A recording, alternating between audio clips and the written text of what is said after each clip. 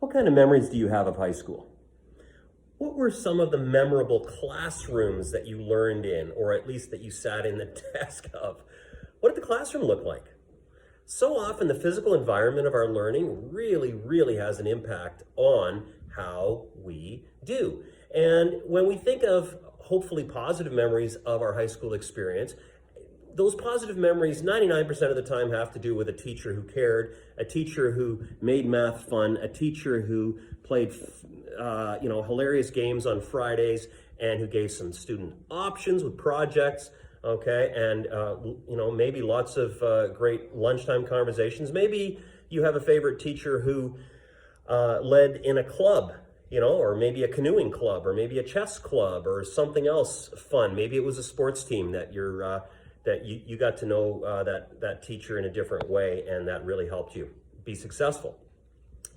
But the classroom environment, the physical space, is incredibly important. And so I encourage you, if you have children who are in school, to find some time to take a peek into the learning environment, the physical learning environment of your child, okay? And, whether that's high school, elementary school, doesn't matter. It's always important to invest in your child's future by spending some time figuring out where they are learning. What's the space like? Okay?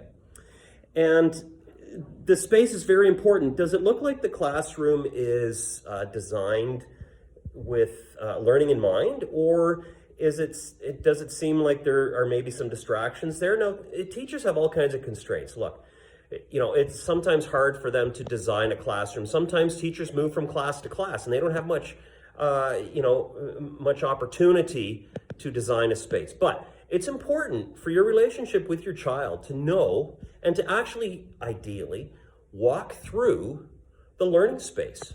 Sit in a chair, in a desk, where they have math class. Like, if you have an opportunity, I really encourage you to do this, because you need to see for yourself what learning feels like. What's the space? What's the vibe?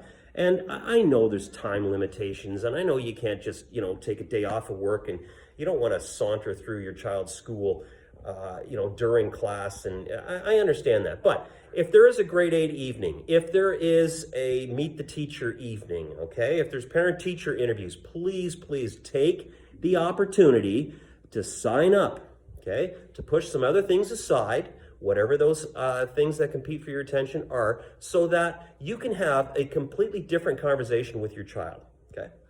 You know how this goes. Child comes home from school, you come home from work. So, how was school today? Fine, or crappy, or I can't believe that this and that happened. But the bottom line is, you can't really picture where they had those experiences, okay? In fact, what you're probably doing, if you are, and this is very common, okay? Oftentimes, as parents, we typically project our own high school experiences onto our children. So when our child talks to us about, what happened in science or geography or math or history or civics class, we project what that was like back in 1990 or 2001. Meanwhile, their classroom might be completely different. Get a sense of what their space is like. Inhabit their space, even if it's just, like I said, those opportunities that come along maybe once a semester in high school, and maybe more or less in elementary. Sometimes there's, get to know the parents. Sometimes there's bake sales, whatever, okay? Inhabit the space so that you can picture what is going on when your child talks about their day. Bye for now.